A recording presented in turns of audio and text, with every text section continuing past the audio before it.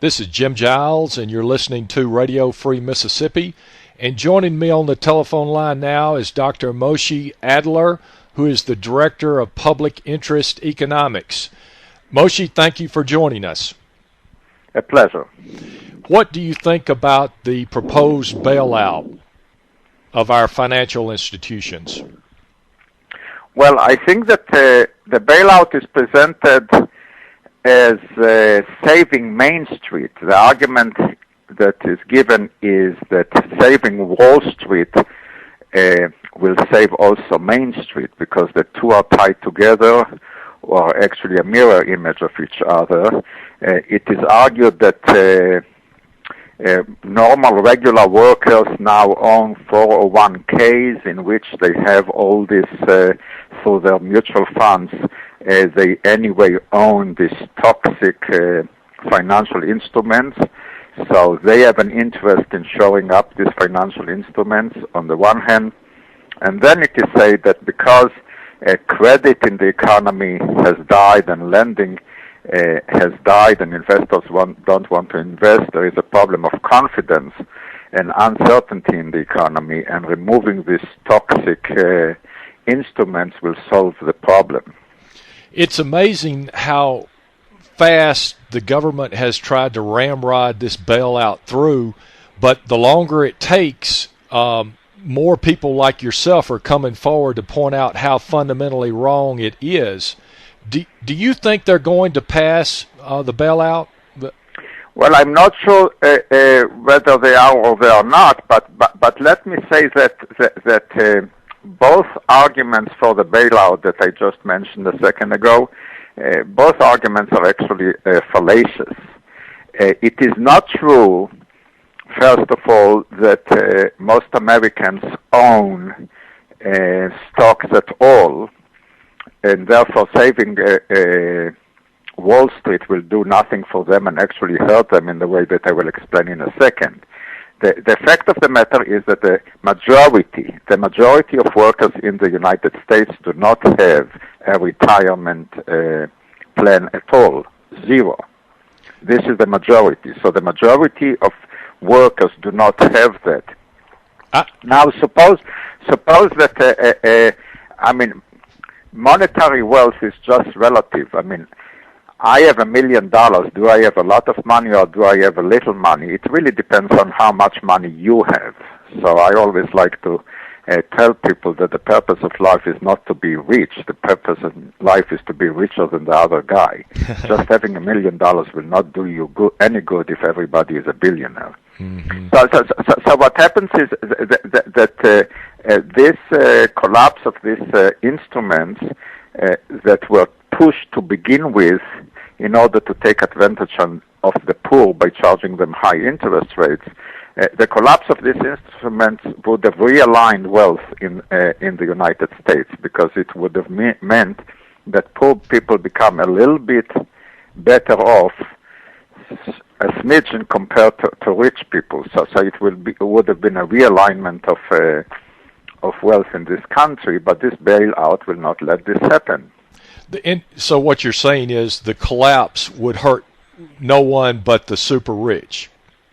Well, but the collapse would have actually helped the poor, because it would have increased the relative standing relative to the rich. If the rich have less monetary funds, then whatever monetary funds the poor have are now worth more. So actually, here we had an opportunity to redistribute wealth through the marketplace, not through the government. Let the market play its hand out, and then the rich will become poorer, and therefore the poor will become richer, and then they are going to stop that. Every time that the market works for the rich, don't intervene, but the minute that the market works for the poor, intervenes. It simply heads the rich win, and tails, let's toss the coin again. What do you make of the Republican President Bush and his Secretary of Treasury Paulson being so on the same page as the Democrat leaders when there's the minority, the Republican minority is opposing it, at least for the moment, how does that work? That ideologically these Democrats are agreeing with Bush. Well, I think that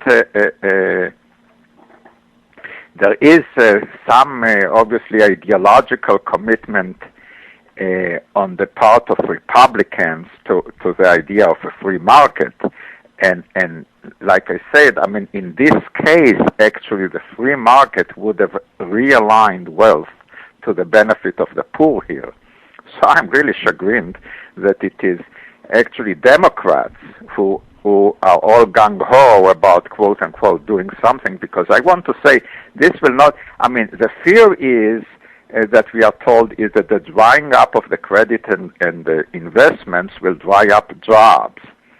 But we had this already before during the Great Depression, and truly the greatest economist of all times, John Maynard Keynes, he simply observed in the Great Depression that while we can know what puts investors into a pessimistic mood, we have absolutely not a clue how to get them out of it, how to remove the uncertainty in the economy. And therefore, we say the only tool that the government has in order to restart in the economy is to hire workers itself. And God knows that right now there is so much that the government can do. We need these workers. We need smaller class size so that we have. We need more teachers. We need better school lunches. We need more chefs in the school. We need better roads. We need. I mean, for 50 years or 30 years since Reagan, I mean, really, this government has provided nothing for Main Street, and it is. We need this. If the government hires all these workers who will be unemployed because of the drying up of the credit that happened because of Wall Street, I mean, this will be a good thing. That none of these jobs will be made-up jobs. All of these jobs need to be done. So I think that this has been the lesson of the Great Depression. It is just amazing how we refuse to learn it. And what do you think about the largest bank failure in U.S. history, which in today's news isn't getting a whole heck of a lot of front? I mean, it's amazing, the largest failure, and yet it's not front and center. I'm referring to Washington Mutual. Right.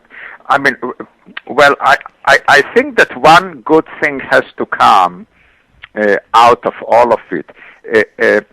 President Bush fought tooth and nail against a program to fund an increase in health care benefits for children. And he just fought it tooth and nail, and he won. And why did he win? Because we didn't know how we could fund it. There was no money. And all of a sudden, we find out that there is endless amounts of money when it comes to bailout the rich. That is interesting.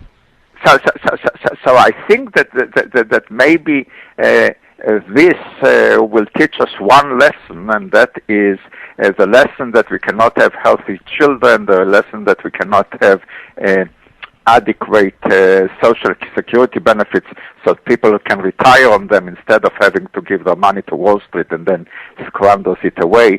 There is money for everything. It's just that until now there didn't used to be money for the poor, but now that it is so evident that there is money for the rich, I think that the political discourse will shift, and any time that the government says, well, we do want to give you health care, we do want to give you smaller class size, we do want to give you adequate education, etc., but we just don't have the money, I think that now we know the money is there. That's a great point. That is a great point. Well, do you think a bailout is going to occur? Well, look, I mean, I'm an economist. I truly don't know. I just hope that it doesn't happen, that if it passes, it doesn't happen because the Democrats want it.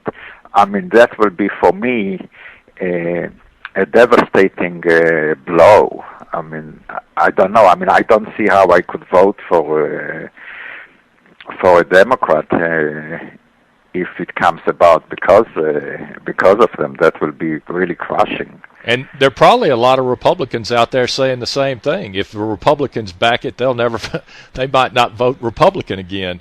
I mean, Wall Street, amongst ordinary people, doesn't have a lot of fans. It makes no sense to me to bail out Wall Street banks. I mean, it simply doesn't. I mean, I couldn't agree with you more. I mean, what happens is that the theory is trickled down once again. That is, if we want to save Main Street, we have to save the rich first. And we have been at that. Trickle down had a third chance for a very, very long time. And it failed miserably, and it is time that if the government wants to take care of Main Street, well, let it take care of Main Street. We know what Main Street needs. And the argument that we don't have money to take care of Main Street, well, this just shows that we have plenty of it.